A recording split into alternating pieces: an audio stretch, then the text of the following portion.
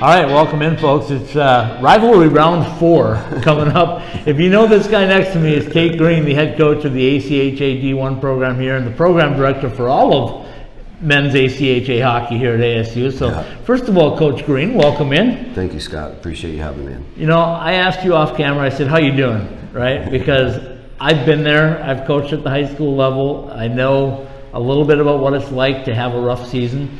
I think that I know you well enough to know that when you came into this, you knew what you had in front of you, and you knew it was going to be a little bit of a battle. But how are you doing? Yeah. Well, you know, I think, as I told you, I'm a little beat up. It has been a long, frustrating grind, but at the same time, I'm excited because I see the potential in this group, and I see them coming together.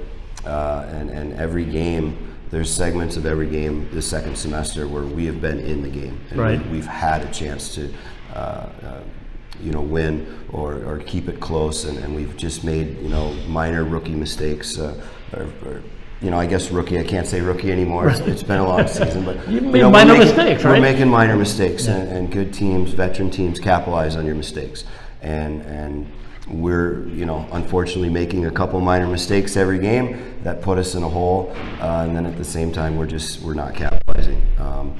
It's been a struggle to score goals, Yeah, I hear you. So when you look at hockey in all levels, but certainly at the ACH level, it's pretty cyclical, right? It goes around, and sometimes you dominate a team, and sometimes they dominate you, and you kind of go around and around. And this year, it's kind of been the U of A's year to have their hand on most teams that they played. They're number 6 in the country right now in the ranking system. So. But I also know that you guys dig in and play for pride. You told me the first thing when I interviewed you this summer was beating ASU was #1 priority, and then everything else comes from there, right? Yep. So now you got 2 more home games coming up this weekend.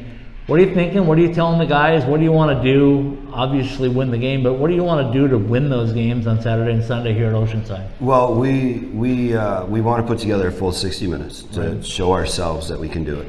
Like I said, we've proven to ourselves that we can compete with anybody in the country for small segments. We want to put a full 60 minutes together. We feel like we've been building towards that all season.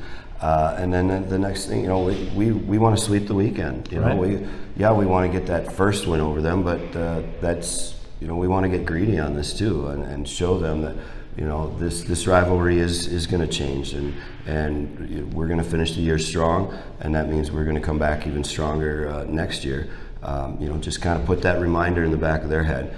And so that's our focus. This is our playoff weekend. We said as soon as we left the rink on Sunday, it's playoff week. And so we're going to attack practice that way, and we're just, we're going to compete. We're going to compete and just give everything we have. And like I said, hopefully we can finally put together a full 60 minutes. If we do that, I think we have a fair chance to win. I think you answered my next question, but I was going to say, as a coach, how do you prepare the guys for the final 2 games of the season, knowing where they're at in the standings-wise? How do you get them motivated? And I think you just told me by it being a playoff week, but is it difficult as a coach? Yeah, yes and no. I mean, again, the kids have pride, and they do know what they represent, and they know the rivalry now. They understand it. They've gotten booed enough times at the convention center down there. That stings them a little bit, and so they have the pride. And then the same thing, hey, we've got an opportunity now to maybe mess up their standings a little bit, and I think. But again, the biggest one for us is we want to show them that this rivalry is changing, and this team and this program is changing, and we're only going to get better.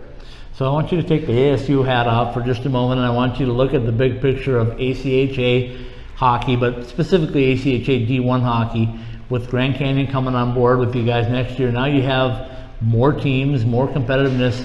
It's gotten pretty competitive, hasn't it? Yep. No, it is, and it's great now. Just recruiting the NCAA D3 guys they now recognize and see what ACHA D1 is, and it's going to get better, and having GCU in town now, it helps us budget-wise. Yep. We would love to see a couple more of those teams maybe do that. But can I say NAU? No, maybe. But you know, it's gotten stronger and it's gotten better, and you're going to see this weekend and hear how strong D2 has gotten. Right. And even some of those teams I think are getting close to being able to jump to D1. The West region is only going to grow. What NCAA is doing here, right? Man, it's every day you're reading now about USC is going to have NCAA or UCLA. Like, those would all be great things. But yeah. I'd love to see them climb to the D1 ACHA level first, right? And really grow the West, because then I think you're going to see exponential growth that way.